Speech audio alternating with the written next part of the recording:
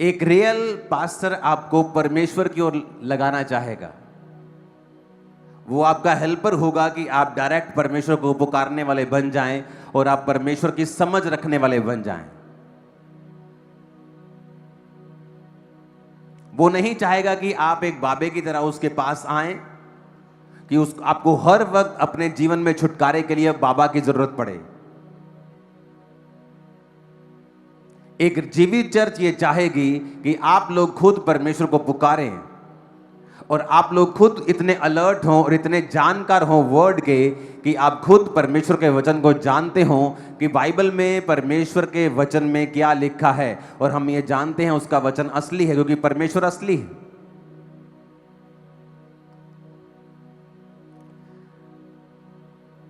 Crusade के एक दिन पहले, पठानकोट के क्रूसेड के एक दिन पहले, 2-3 दिन पहले मेरी वाइफ को एक दर्शन आता है और ये एक्सरसाइज कर रही थी, तब उस टाइम इसको जस्ट एक झपकी ऐसे सीधा फ्लैश की तरह बजता है कि क्रूसेड में बारिश पड़ रही है। जब हम अगले 1-2 दिन में हम वैसे ही बात कर रहे तो इसने कहा कि मुझे दर्शन ऐसे आ रहे थे कि बारिश पड़ रही है, और सेम दर्शन मुझे भी आत्मा में मिल रहे थे। स्वप्न नहीं, जस्ट इंटेंशन परसीविंग होती है, एक आपको मालूम होता है। तो मैंने जब दर्शन हासिल किया तो मैंने गूगल खोल लिया, गूगल चेक किया को क्या बारिश पड़ रही है, गूगल दिखा रहा नहीं, बारिश नहीं पड़ रही है। होगा भी तो एक आध बादल होगा, दोपहर टाइम बारिश नहीं है। तो मैंने सोचा ठीक है, लेकिन जैसे जैसे दिन नज़दीक आता जा रहा था मेरे मन में वो जो बारिश के लिए वो प्रेशर था वो बढ़ता जा रहा था। तो रात को जब मैं प्रार्थना कर रहा था तो मैंने बुधवार को, जब पीक समय होता है, पीक टाइम होता है काम करने का टीम का, क्रूसेड वह लाखों लोगों को संभालना है, अरेंजमेंट्स करने हैं, सब तैयारियां हो रही हैं, सब एक रात में वहाँ पे 2-3 रात में सारा बनता है, इतना तामझाम बनता है कि आम बंदा देख के हैरान होता है कि हुआ कैसे, इतना बड़ा टेंट लगा कैसे, कौन आ रहा है इतना बड़ा टेंट लगा रहे हो। तो एक दिन पहले जब पीक टाइम होता है बिल्कुल काम करने का, परमेश्वर ने कहा सबको बोलो प्रार्थना के लिए बैठ जाओ। मैंने रात के 11-10 बजे अपनी टीम को मैसेज किया कि जितनी टीम अवेलेबल है, जितनी बाइबल कॉलेज के स्टूडेंट्स अवेलेबल हैं, जहां जितने हैं यहाँ खामरा में, सब लोग प्रेयर माउंटेन आ जाओ और लगातार हम 6 घंटे प्रार्थना करेंगे, बारिश ना आए। और हम 6 घंटे क्रूसेड के लिए ही सिर्फ प्रार्थना करेंगे, तुमने किसी और चीज के लिए प्रार्थना नहीं करनी है। बिल्कुल गर्मी थी उस समय, ऐसे बारिश क्या मतलब आसमान में भी नमी तक नहीं थी, इतनी गर्म, हर जमीन गर्म थी, गर्म हवा आ रही थी। और जैसे ही प्रार्थना करनी शुरू की, 4-5 घंटे में जलंधर में बारिश पड़नी शुरू हुई। उसके बाद जलंधर में बारिश हट गई, मौसम साफ हो गया, सारा दिन मौसम रहा। और जब क्रूसेड शुरू हुआ वैसे ही बारिश पठानकोट में पड़नी शुरू हो गई। लेकिन परमेश्वर ने, आत्मा ने एक रात पहले पूरी रात प्रार्थना में लगवाई थी। कितने लोग थे, बहुत ज्यादा बड़ी टीम थी, बहुत भर गया था वो, पूरी टीम प्रार्थना कर रही थी पूरा रात। मैं प्रार्थना कर रहा था, परमेश्वर कृपा कर, बारिश पे कृपा कर। और लोग क्या समझते हैं कि जब वो क्रूसेड पे जाते हैं उन्हें रिजल्ट नजर आता है। वहां के लोगों ने, वहां के अन्य जाति लोगों ने, वहां के नॉन क्रिश्चियंस लोगों ने मैसेज किया टीम को, जो पहले विरोध कर रहे थे, कि हमें आपकी मीटिंग बहुत अच्छी लगी, हमें वचन बड़ा अच्छा लगा, हमें आपके अरेंजमेंट बड़े अच्छे लगे। पुलिस वाले फोन कर रहे थे मेरी टीम को, जो पुलिस के बड़े अधिकारी थे, वो उन्होंने टेस्टिमनी दी कि हमें लगा कि आपके पास्टर तो यहाँ पहुंचेंगे भी नहीं, वो तो आएंगे भी नहीं, आपका प्रोग्राम फेल हो गया, आप प्रोग्राम नहीं कर पाओगे। उन्हें क्या मालूम था कि एक रात पहले ही परमेश्वर हमारी प्रार्थना को सुन चुका है। कई बार जो आप रिजल्ट देखते हैं ना, बारिश चाहे रहती भी तो भी प्रचार होता और उतने ही लोग होते वहां पे। मैं आपको बता रहा हूं, वहां लोग देखो, आपको लास्ट नहीं दिखेगा, वहां लोग, ये बारिश में बैठे हुए लोग थे। जितने लोग मेरा वेलकम करने के लिए आए सारे गीले थे, बिल्कुल गीले कपड़ों के साथ, हर आदमी गीला था, पास्टर गीले थे, सब गीले थे। मैं गीली स्टेज के ऊपर खड़ा था वहां पे। लेकिन बाइबल कहती है मुझसे प्रार्थना कर, मैं तेरी सुन के तुझे बड़ी कठिन बातें समझाऊंगा जिन्हें तू अभी नहीं समझता है। आज जो मिसिंग लिंक है एक सेवक का, एक विश्वासी का, वो है प्रेयर करना। आप कभी भी क्रूसेड देख लो, जब क्रूसेड होता है तभी आप देखोगे अचानक से विरोध होना शुरू होता है। क्यों? क्रूसेड के बाद ही ऐसा कोई कभी नोटिस किया? या क्रिसमस टाइम जब बहुत मीटिंग्स हो रही होती हैं, बड़ी महिमा होनी होती है, वो शोभा यात्रा निकलनी होती है, शैतान के गढ़ों को हिलाना होता है, तभी विरोध शुरू होता है हर बार। क्यों ऐसा? क्यों? आपको क्वेश्चन पूछना होगा क्यों। आप कहीं भी चले जाओ आपका विरोध नहीं होता, चर्च में जाने से ही विरोध होता है। क्यों ऐसा? हालांकि जो क्रिश्चियन लोग हैं, जो क्रिश्चियनिटी है, उसने कभी किसी पे कब्जा नहीं किया। जो रियल क्रिश्चियनिटी है, नाम के क्रिश्चियंस हैं तो नाम में तो बहुत से लोग आज भी नाम के हर धर्म में घूमते हैं, जो अपने अपने धर्म की बदनामी करते फिरते हैं। रियल क्रिश्चियंस ने अंग्रेजों का विरोध किया है भारत में, जो लोग कब्जा कर रहे थे। पढ़ के देखो इतिहास, आपको इतिहास मिल जाएगा। उन्होंने विरोध किया है मिशनरियों ने, इसलिए अंग्रेज लोग मिशनरियों से दूरी बना के रखते थे, जो प्रचार करने वाले होते थे, क्योंकि वो सच्चाई बोलते थे, वो उनको उनके पाप याद करवाते थे, उनको पसंद नहीं था। किसी भी हुकूमत को पसंद नहीं है कि आप उसके पाप उसे याद करवाओ लोगों के सामने। ऐसा क्यों? कि चर्च जाने से विरोध होता है, मीटिंग करने के बाद ही विरोध होता है, बड़ा क्रूसेड करने के बाद ही विरोध होता है। क्यों? क्योंकि शैतान के गढ़ हिलते हैं, उसकी पकड़ लोगों पे ढीली होती है। अगर नशे का आत्मा उस एरिया के ऊपर कब्जा रखता है और उसने अपने छोटे छोटी आत्माओं को नीचे भेजा हुआ है काम करने के लिए, जब एक मीटिंग होती है तो उन आत्माओं के ऊपर कब्जा होता है और वो इसे पसंद नहीं करते। अगर एक एरिया के ऊपर जादू टोने का प्रभाव है, बीमारियों का प्रभाव है, एक साउथ अमेरिका का देश था जहां गरीबी थी, और इतनी गरीबी थी और इतनी बीमारी थी और लोग ड्रंकर्ड थे, शराबी थे। वहां हर आदमी शराब पीता था। यह नहीं कि ये 2 पीते हैं और 3 नहीं पीते, हर आदमी शराबी था। और यह नहीं कि शराब पीते, गड़कते थे शराब, और सब खेती करते थे और अंत के गरीब थे। और वहां रिवाइवल शुरू हुआ और प्रीच शुरू हुआ। जब प्रीच शुरू हुआ, प्रार्थना करनी शुरू की पास्टर्स ने कि आओ हम प्रार्थना करते हैं, और प्रार्थना नाइट रखने लगे, जहां पर लोग फास्टिंग के साथ रात रात भर प्रार्थना करते थे। और उस प्रार्थना करने के बाद क्या हुआ, परमेश्वर ने उस एरिया को चेंज किया। किसान लोग परमेश्वर में आने लगे, शराब छोड़ने लगे, और आज वहां दुनिया की सबसे बड़ी सब्जियां होती हैं। आज चेक करके देख लो, मैंने क्रूसेड पे वचन दिया था, पठानकोट क्रूसेड पे। एक एक हाथ जितनी लंबी गाजर होती है वहां। ये सब्जियां देखो, ये साउथ अमेरिका का देश, वो गाजर, ये एआई फोटोज नहीं है, एडिटेड नहीं है, रियल फोटोज हैं ये। और वहां पे जो गरीब लोग थे, उनकी स्टडी कहती है कि मिलियंस ऑफ डॉलर्स की सब्जियां वहां पे उगने लगी। और परमेश्वर ने उस प्रार्थना के द्वारा पूरे एरिया को बचाया, उनकी उम्र को बड़ा किया, उनको शराब के नशे से आजाद किया, गरीबी से आजाद किया, जस्ट क्योंकि एक प्रार्थना करने वाले पास्टर ने फैसला किया कि ये जो चीजें मैं देख रहा हूं, ये इंसानी काम नहीं है, इंसान इसे बदल नहीं सकता, सरकारें इसे बदल नहीं सकती हैं, नहीं बदल सकती हैं। आप फैसला कर लो, आप लाख सरकार के पीछे लग जाओ, नशा एक लेवल तक वो काम कर सकती है, लेकिन जो काम दुष्ट आत्माओं ने फैलाया है वो बिना प्रार्थना के हल नहीं हो सकता है। अगर आप प्रेयर करें, उसमें देखो पर्सनल परमेश्वर ने छुटकारे के लिए बोला है कि संकट के दिन तू मुझे पुकार तो मैं तुझे उत्तर दूंगा। उसने कहा मैं बड़ी बड़ी कठिन बातें बताऊंगा जो तू अभी नहीं समझता। मत्ती 7:7 में लिखा, मांगो तो तुम्हें दिया जाएगा, ढूंढो तो तुम पाओगे, खटखटाओ तो तुम्हारे लिए खोला जाएगा। यूहन्ना 15:7 में लिखा, यदि तुम मुझ में बने रहो और मेरा वचन तुम में बना रहे तो जो चाहो मांगो वो तुम्हारे लिए हो जाएगा।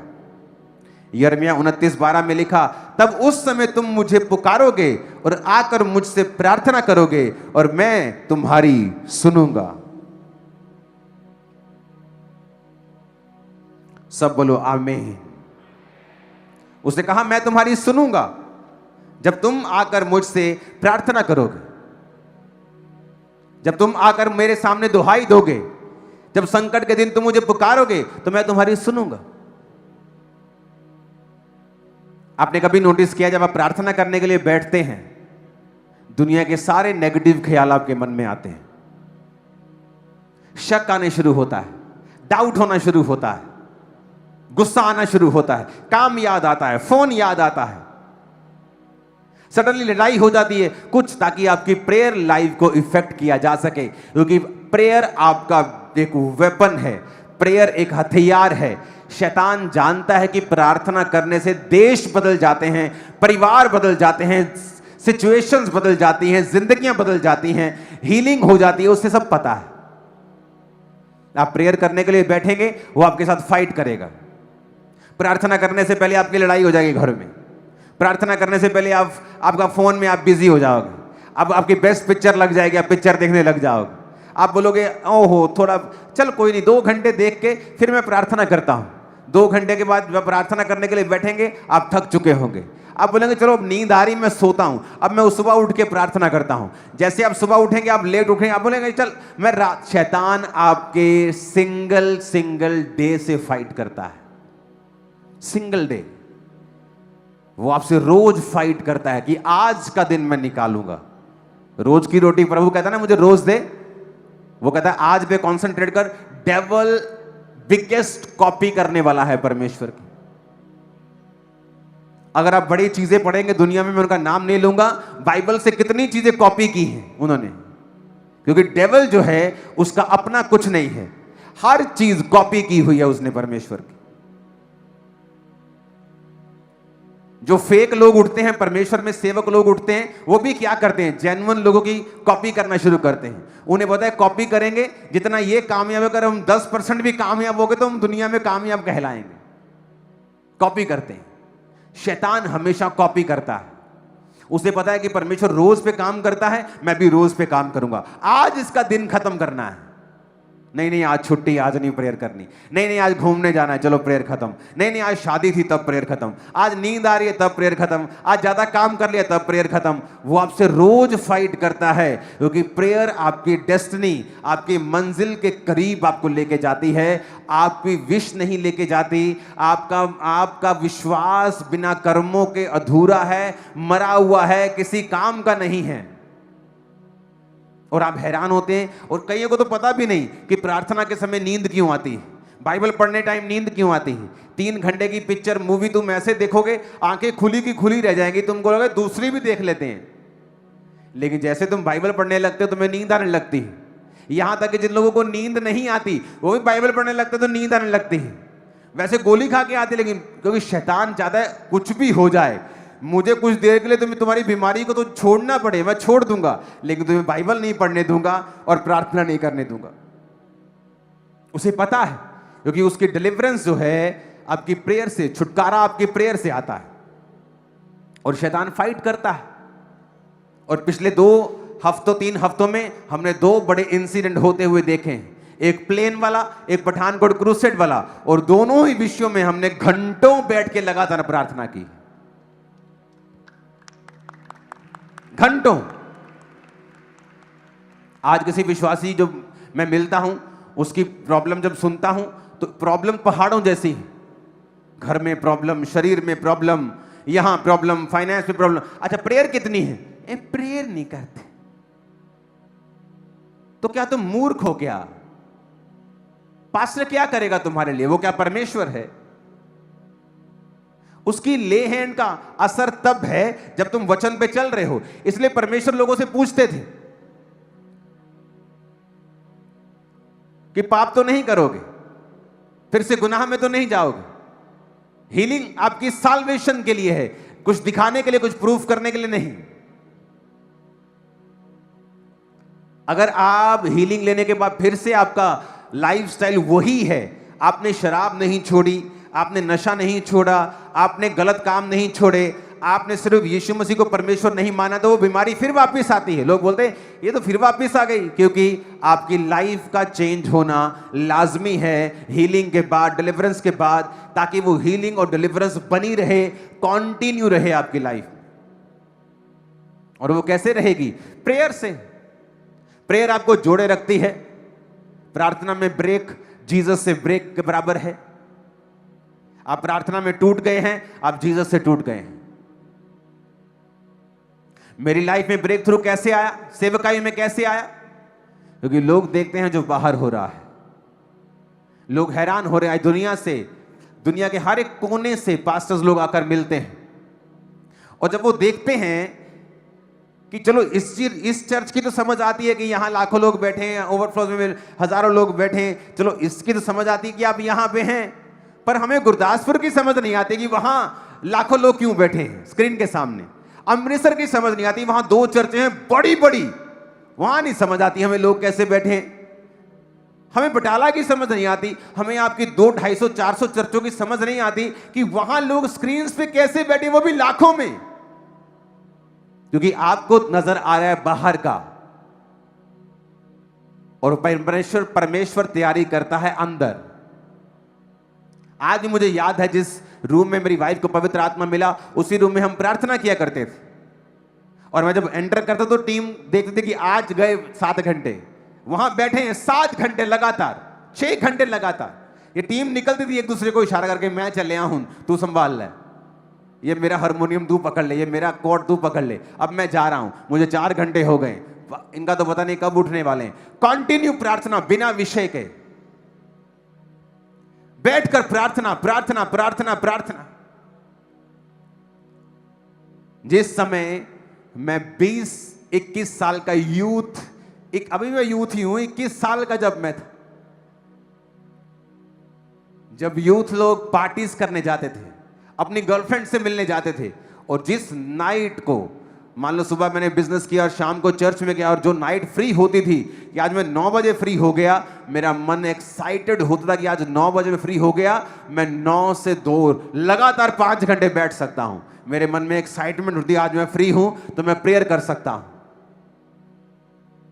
लोगों को वो प्रार्थना दिखती नहीं थी, क्योंकि वो अंदर रूम में मैं अकेला होता था। मैंने शुरू से ही लोगों के बीच में बहुत कम प्रेयर की है, मैंने अपनी पर्सनल प्रेयर हमेशा ज्यादा की है। और 6 घंटे 7 घंटे रूम में बैठे प्रार्थना कर रहे हैं। कभी एक सॉन्ग सुना वर्शिप की, 2 सॉन्ग 3 सॉन्ग सुने, फिर प्रेयर की, जस्ट बैठे रहे, आंखें बंद करके प्रार्थना की, गैर भाषा बोली, ऊंची ऊंची नहीं, जस्ट बैठे आराम से परमेश्वर की हजूरी में, और चीजें बदलती गई। लोग ऐसे जुड़ते गए जिन्होंने काम किया। कोई फॉरेन मिनिस्ट्री इस चर्च के साथ जुड़ी हुई नहीं थी कि वहां से पैसा आ रहा है, फॉरेन फंडिंग आ रही है, नथिंग। यहां के लोग थे जो परमेश्वर ने खड़े किए, इंडिया के लोग, इसी देश के लोग। अब तो पूरी दुनिया के लोग जुड़े हुए हैं, तब ऐसा नहीं था। तब तो इंटरनेट पे लाइव भी नहीं होता था, तब भी यह चर्च बहुत बड़ी चर्च थी। कैसे? प्रार्थना से। पास्टर कहने लगे, कहां चले गए हो, किस गांव में चले गए हो, वहां तो कोई परिवार क्रिश्चियन नहीं है, शहर से इतना दूर चले गए, लोग आएंगे कैसे? ऐसे आएंगे जहां जैसे आप बैठे हो आज, भाग भाग के आए। प्रेयर से। कितनी प्रेयर की है आपने अपने केस के लिए, कितने दिन की है? एक पास्टर एक औरत के घर गया और उसने दर्शन देखा कि 2 शैतान के 2 अजगर हैं और उनके पेट बड़े बड़े हैं। तो उसने कहा कि मैंने दर्शन देखा है तुम्हारे घर में, क्या हुआ था मुझे कुछ बताओ, कोई स्टोरी है तुम्हारे पीछे, क्या तुमने प्रभु से कुछ मांगा या कुछ किया? कहती हाँ, मैंने जब वचन पढ़ा ना कि जो कुछ तुम प्रार्थना में मांगोगे और विश्वास करोगे तुम्हें मिल गया, वो तुम्हें मिल जाएगा। कहती जितना ही मैं प्रेयर वचन सुनिया, मैनू चढ़ गया जोश। कहती मैं घर गई, मैं लाइव है घुटने की प्रार्थना, कहती मैं लगातार प्रेयर की, मैं 4 घंटे। अगले हफ्ते जब बैल नहीं आए, बैलों के लिए प्रेयर की उसने कि मुझे बैल चाहिए परमेश्वर, बैलों की जोड़ी चाहिए। अगले हफ्ते प्रार्थना थोड़ी कम हो गई, 3 घंटे। 1 महीने के बाद हो गई 2 घंटे। 4 महीने जब वो पूरा नहीं हुआ कुछ भी, प्रार्थना रह गई आधा घंटा। उसके बाद टाइम फीस खत्म हो गई प्रार्थना। कहती नहीं मिला। जब पास्टर घर में आया, उसने दर्शन देखा, उसने कहा जब तूने मांगना शुरू किया परमेश्वर ने उसे भेजा, लेकिन जब वो तेरे पास पहुंचने वाला था तूने प्रार्थना करनी बंद कर दी और शैतान वो आशीष खा गया। मैंने अपनी लाइफ में नोटिस किया, जब आप ब्रेक थ्रू के बिल्कुल नजदीक होते हैं, अपनी लाइफ में आशीष के बिल्कुल नजदीक होते हैं, शैतान आपको ज्यादा तंग करता है, बीमारी ज्यादा तंग करती है। और तब अगर आप प्रार्थना में बैठ जाए और अपने मन को मार लें और आप कंटिन्यू प्रेयर करना शुरू कर दें अपने छुटकारे के लिए, आपकी लाइफ की बिगेस्ट टेस्टिमनी पैदा होने वाली है, जो आपकी लाइफ की बिगेस्ट होगी आज तक। मैं आपको बता रहा हूं, मैं आपको प्रैक्टिकल वर्ड दे रहा हूं। Hallelujah, hallelujah. बिगेस्ट, मैं आपको बता रहा हूं, टेस्टिमनी आपके पास होगी।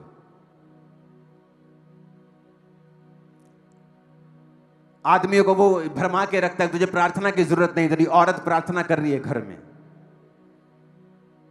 कोई शक नहीं, इसलिए तुम संघर्ष कर रहे हो।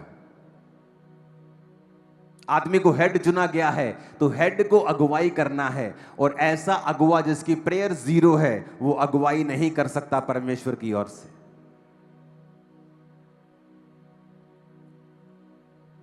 हालेलुया। जब याकूब अपने भाई को धोखा देकर आशीष ले गया, और जब वापिस आया 20 कितने साल बाद, 7 साल उसने अपनी पत्नी के लिए सेवा की, फिर 7 साल और, फिर भेड़ बकरियों के लिए, और बच्चे बड़े बड़े हो गए। जब वापिस आया तो पता लगा एसाव 400 पुरुष लेके तुझे मिलने के लिए आ रहा है। आप अपने रिश्तेदार के को मिलने के लिए 400 पुरुष लेके नहीं जाते हो, लेकिन जब किसी को मारने के लिए जाना होता तो लोग गैंग बना के जाते हैं। तो वो गैंग बना के आ रहा था क्योंकि वो खत्म करना चाहता था अपने भाई का, अपने भाई से बदला लेके वो सालों पुराना हिसाब चुकता करना चाहता। 2 दशकों पुराना हिसाब है, चुकता करेंगे। याकूब को ये बात मालूम हो गई थी। एक सेंसिटिव बंदा ये बात को समझता है, जब वो अपने सामने मुसीबत देखता है, अपनी जिंदगी की सबसे भारी मुसीबत को आता हुआ देखता है, वो प्रार्थना में जुट जाता है। उसे पता था, उसने फोन नहीं किया, चलो इस एरिया के राजा के साथ कोई मेल मिलाप करके देखता हूं, चलो देखता हूं कि कौन मुझे बचा सकता है। उसने कहा नहीं, सब ये शर्मिंदा करेंगे मुझको प्रार्थना में जाना है, और वो प्रेयर में चला गया। और पहले अपने बच्चों को, पत्नियों को, सबको आगे भेज दिया। सब गाय बैल बकरियां सब आगे चले गए, अकेला रह गया। कहते आप भी आ जाओ, नदी पार करो। कहता रुक जाओ, मैं आऊंगा, तुम चले जाओ। और लिखा सारी रात वो परमेश्वर से लड़ता रहा, फाइट करता रहा। कभी लड़े हो परमेश्वर से? तुम कैसे लड़ते हो? जाओ प्रभु मैं तेनू नहीं मानता। ये लड़ना नहीं है, ये बेवकूफी है। ऐसी की है मैंने बेवकूफियां मसीह में आने के 1-2 साल पहली शुरुआत में, बहुत ऐसी बेवकूफियां की हैं, कोई फायदा नहीं होता है। फिर से वहीं आना पड़ता है, वैसी शुरुआत करनी पड़ती है, कुछ फायदा नहीं होता। ऐसा धमकियां देके परमेश्वर को। ये लड़ना वो लड़ना नहीं है, ये वचन से लड़ना है। पिता तेरे वचन में लिखा है, तूने तो लिखा है कि तू छुड़ाएगा, तूने तो लिखा है तू मुझे पुकार तो मैं तुझे उत्तर दूंगा। तूने तो वचन में लिखा है कि तेरे को मानने वाले लोगों की आयु बड़ी होगी, कुशल से रहेंगे, पृथ्वी पे टिके रहेंगे, उनका शरीर भला चंगा और हड्डियां पुष्ट रहेंगी। तेरे वचन में लिखा है मुझे हड्डियां पुष्ट चाहिए, तेरे वचन में लिखा है मुझे शरीर भला चंगा चाहिए, तेरे वचन में लिखा है। फाइट करना परमेश्वर से। सारी रात फाइट की उसने, और दूत को बोलना पड़ा कि मैं तेरा नाम बदलता हूं, इज़राइल रखता हूं। यानी तेरा नाम याकूब था, धोखा देने वाला, तेरा नाम अब इज़राइल है। यानी कि तेरी प्रार्थना के बाद परमेश्वर ने तेरी डेस्टिनी को चेंज कर दिया है, तेरे रिजल्ट को चेंज कर दिया है, तेरी लाइफ को, तेरे फ्यूचर को चेंज कर दिया है। तेरा फ्यूचर ऐसा नहीं था, तू मार खाने वाला था अपने भाई से, तेरे बच्चे और तू मरने वाले थे, पर तू फाइट कर रहा है परमेश्वर से, इसलिए तेरा फ्यूचर चेंज किया जाता है। हिजकिय्याह को मालूम होता है मेरी उम्र खत्म हो गई। नबी कहता है जिसको जो देना है बांट दे। बाइबल कहती वो दीवार की तरफ मुंह करता है, यानी संसार से मन फिराता है और प्रार्थना करता है, और परमेश्वर से बोलता है प्रभु मैं तेरे साथ वफादार रहा हूं, और उसकी उम्र को 15 साल परमेश्वर और बढ़ाता है। अब वही कैंसर का फोड़ा था, अब वो ठीक हो गया, नहीं तो वही कैंसर था जो उसे मार के जा रहा था। क्योंकि जब आप प्रार्थना करते हैं आपकी डेस्टिनी चेंज होती है, आपका रिजल्ट चेंज होता है, फ्यूचर चेंज होता है, प्रभावित होता है। एक अलग तरीके का फ्यूचर आप बनाते हो जब आप प्रेयर करते हो। लेकिन आज दुख की बात है कि कलीसियाएं प्रार्थना से कोसों दूर हैं। वो चुगलियां कर सकती हैं 2 घंटे, लेकिन 2 घंटे प्रेयर नहीं कर सकती। आदमी खप के शराब के नीचे काम कर करके सारा दिन काम कर सकता है और फिर भी दुखी है, लेकिन वो 2.5 घंटे प्रार्थना नहीं कर सकता। जब तक आप प्रेयर नहीं करोगे तब तक आप ये मैसेज दोगे परमेश्वर को कि मुझे तेरी इंटरवेंशन की, तेरी मध्यस्थता की, तेरी दखल की जरूरत नहीं है, मैं आई एम फाइन। क्योंकि प्रेयर एक इनविटेशन है कि खुदा मेरी जिंदगी में काम कर, मेरी सेवकाई में काम कर, मेरे परिवार में काम कर। जब तक आप उसे प्रेयर नहीं करेंगे, आप उसे इनविटेशन नहीं दे रहे हो। और कोई गैरतमंद आदमी आपके फंक्शन पे बिना इनविटेशन के नहीं आता है। हालेलुया। वो इनवाइट करते हैं, अब वो आता है। कोई खरबों में एक इंसिडेंट होता है ऐसा कि आप चले जाएं। आप जब परमेश्वर से प्रार्थना करते हैं, आप उसको इनवाइट कर रहे हैं कि आप मेरे जीवन में काम करें, मेरे परिवार पे काम करें, मेरी सेवकाई पे काम करें। और अगर आपको यह पता है कि आपकी लाइफ का हल परमेश्वर ही कर सकता है, तो फिर आपकी प्रेयर लाइफ कहां है? प्रार्थना करने के समय ही आपको अलग अलग तरह के अटैक्स क्यों आते हैं? क्यों शैतान दुखी होता है? क्यों वो आलस डालता है? क्यों वो आपको प्रार्थना करने से ही क्यों रोकता है? क्योंकि वही एकमात्र इलाज है, आपके छुटकारे की एकमात्र सीढ़ी है प्रेयर। ऊंची आवाज में कहो हालेलुया।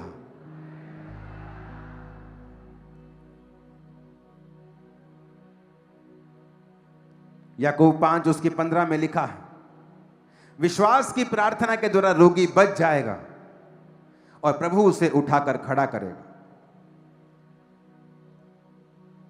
याकूब 1 उसकी 5 में लिखा है, अगर तुम में से बुद्धि की घटी हो तो उसे वो परमेश्वर से मांगे।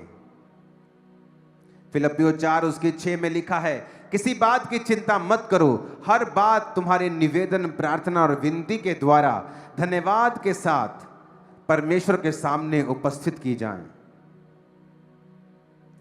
1 पत्रस 5:7 में लिखा है, अपनी चिंता उसी पर डाल दो क्योंकि उसी को तुम्हारा ध्यान है। भजन संहिता 55 उसकी 22 में लिखा है, अपना बोझ यहोवा पर डाल दे, वह तुझे संभालेगा, वो धर्मी को कभी भी टलने नहीं देगा। कैसे डालोगे यहोवा पर अपना बोझ? प्रेयर से। प्रेयर एक ट्रांसफर है। आपका बोझ ट्रांसफर होता है हेवन में, और हेवन की ब्लेसिंग्स ट्रांसफर होती हैं आप में। आप प्रार्थना करते वक्त जाते हैं तो और आदमी होते हैं, प्रार्थना करने से आप बाहर आते हैं, आप और आदमी होते हैं।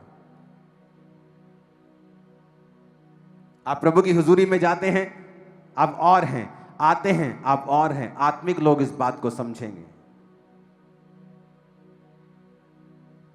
आप गए कुछ और थे, आए कैसे किसी और तरह से।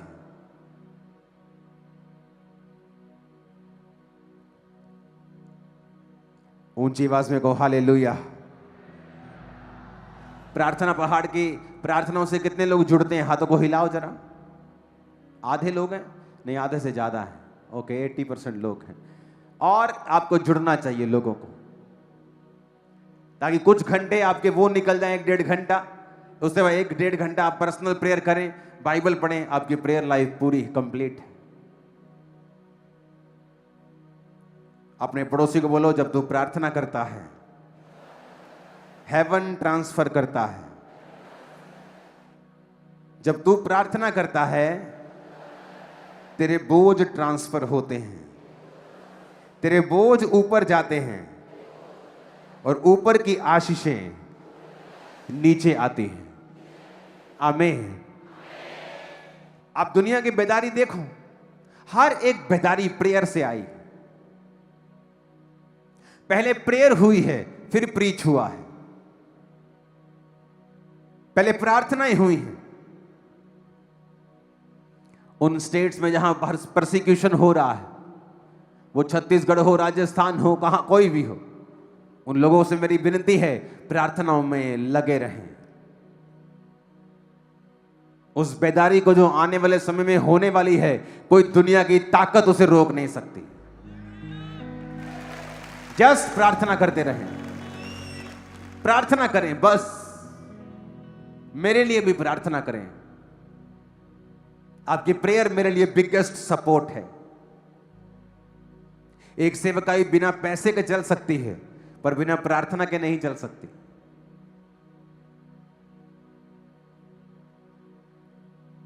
हमारी प्रार्थना जब पहले नंबर पे होगी और बोना दूसरे नंबर पे होगा, तब वो बैलेंस चर्च होगी। अगर हमारी प्रेयर लाइफ फर्स्ट नंबर होगी, हमें मालूम होगा बैठकर अपने पास्टर के लिए प्रार्थना करनी है।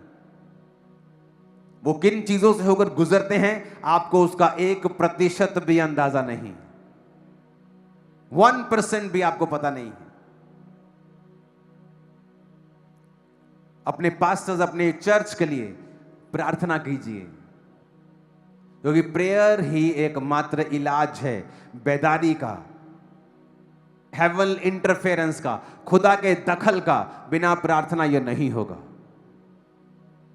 अपने हाथों को उठाओ और आज वायदा करो कि आप बिना प्रार्थना का जीवन नहीं रखेंगे।